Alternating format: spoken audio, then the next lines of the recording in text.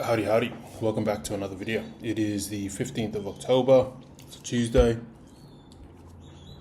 I've got 4:37 p.m. in the afternoon. Welcome back.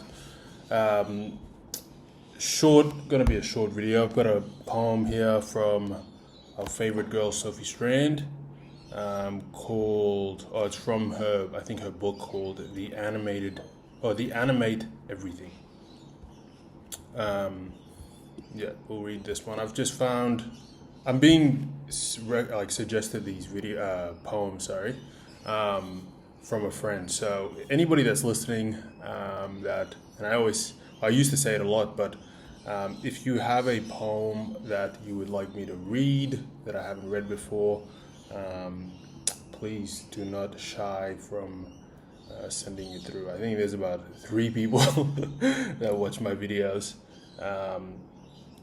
And yeah, if there's anything you want me to read or whatnot, that a poem, one of your favorite poems that I haven't done before, send it through. But this one is from Sophie Strand, The Animate Everything. From The Animate Everything. The differences are crucial. Without difference, there is no conversation.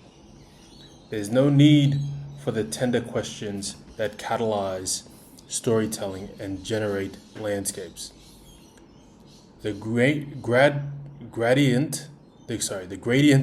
of the mountain allows the snow melt and rain to braid into the stream that interrogatively carves and curves down through the stone into the valley.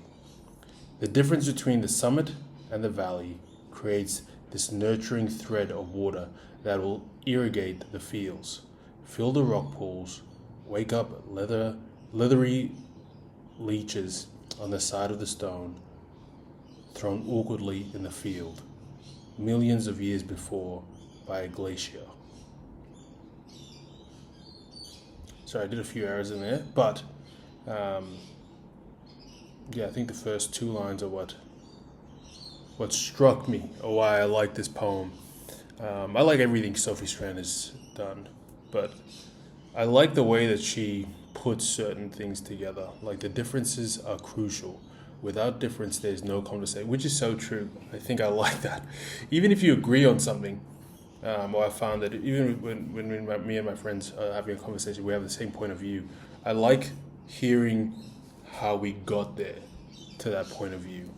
And obviously people relate back to themselves and their own story. So it's always interesting to see how they came to that perspective. And then there's also someone having the opposing view, which is also interesting. And I think that, as Sophie said, differences are important.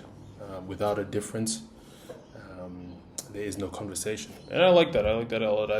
The whole week I've been thinking about putting myself in other people's positions and seeing it from their perspective, and I still hold that very, very closely to me, and I want it to become part of my being, and I find myself constantly putting myself in someone else's shoes when I don't agree, or I'm coming to I try to. I don't want to say 100% I do, but I try to, and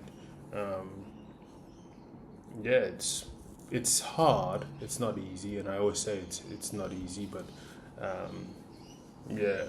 I like this, and I like the way that she kind of describes what happens. There is no need for tender questions that catalyze storytelling and generate landscapes.